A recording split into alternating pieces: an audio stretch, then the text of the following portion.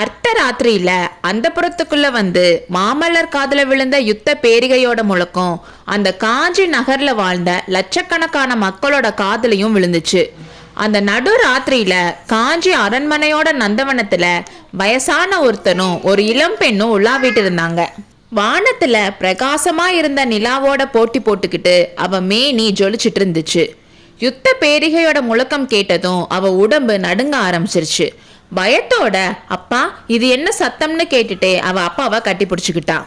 குழந்தாய், யுத்த பேரிகை முழங்குது, நான் கிளம்ப வேண்டிய நேரம் வந்துருச்சுன்னு அவர் சொன்னாரு.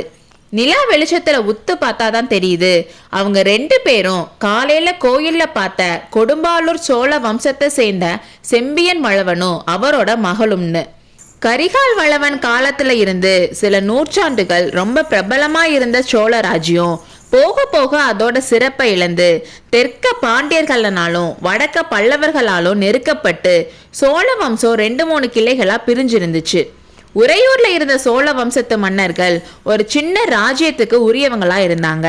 கொடும்பாலூர் கிளை வம்சத்தோட பிரதிநிதியா அப்போ இருந்த செம்பியன் வளவனுக்கு மகன் இல்ல, ஒரே ஒரு செல்ல மகள் மட்டும் இருந்தா. அவளுக்கு மங்கையக்கரசின்னு பேர் வச்சாரு. அவ அப்பா ஆசைப்படி அந்த பேர் வச்சாலும் அந்த பேர் அவளுக்கு ரொம்ப பொருத்தமா இருக்கிறதா பாக்குறவங்க எல்லாரும் சொன்னாங்க. அந்த அளவுக்கு தேக சௌந்தரியமும் குண சௌந்தரியமும் அவகிட்ட இருந்துச்சு. அவரோட ஆயுள் முடியறதுக்குள்ள அவர் மகளை தென்னாட்டோட சிறந்த ராஜவம்சத்துல பிறந்த ராஜகுமாரனுக்கு கல்யாணம் செஞ்சு கொடுத்துடணும்னு அவர் ஆசைப்பட்டாரு. அப்புறம் அதுவே அவருக்கு கவலையாவும் மாறுச்சு. இந்த நிலைமையில வாதாபி படையெடுப்புக்கு சைன்யத்துல வந்து சேர சொல்லி எல்லா மன்னர்களுக்கும் ஓலை சேர்ந்த மாதிரி செம்பியன் வளவனுக்கும் ஓலை வந்துச்சு. அவரோட ஆசை நிறைவேறதுக்கு இதுதான் சமயம்னு நினைச்சு சந்தோஷப்பட்டாரு. காஞ்சி நகர்ல பல நாட்டோட ராஜகுமாரர்கள் இருப்பாங்க. அவங்கள ஒருத்தரை மங்கையர்க்கரசிக்கு கல்யாணம் பண்ணி வைக்க சந்தர்ப்பம் அமையலாம்னு நம்பி கிளம்பி வந்தாரு.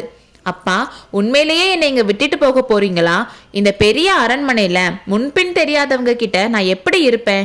ஒருவேளை யுத்த காலத்துல உங்களுக்கு ஏதாச்சும் ஆச்சுன்னா என் கதி என்ன ஆகும்னு மங்கையர்க்கரசி புலம்புனா.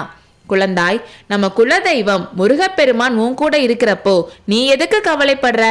எந்த பெருமானோட வேலாயுதம் மலையை பொடியாக்குச்சோ, கடல் நீரை வற்ற வச்சுச்சோ, சூரனை மதம் செஞ்சுச்சோ, தேவர்களை பாதுகாத்துச்சோ, அப்படிப்பட்ட வெற்றிவேல் உனக்கு எப்பவும் துணையா இருக்கும்.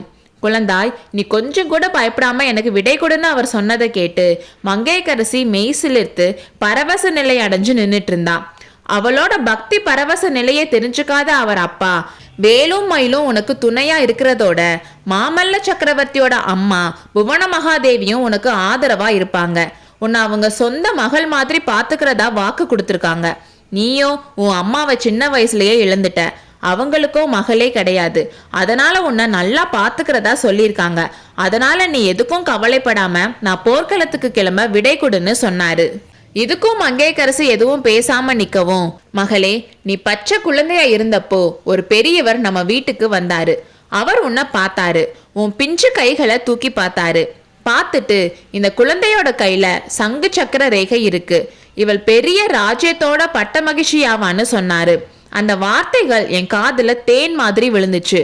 அன்னைக்கு இருந்து ராஜகுமாரன் எங்க இருந்து வரப்போறான், எப்ப வரப்போறான்னு எதிர்பார்த்துட்டு இருக்கேன். அவனை தேடிட்டு தான் முக்கியமா நான் இங்க வந்தேன்னு சொன்னாரு. அப்போ மங்கையர்க்கரசி பரபரப்பா, அப்பா அப்பா, நேத்து ராத்திரி நான் ஒரு அதிசயமான கனவு கண்டேன், அதை சொல்லட்டுமா என்று கேட்டாள். அடுத்த அத்தியாயத்தில் சந்திப்போம்.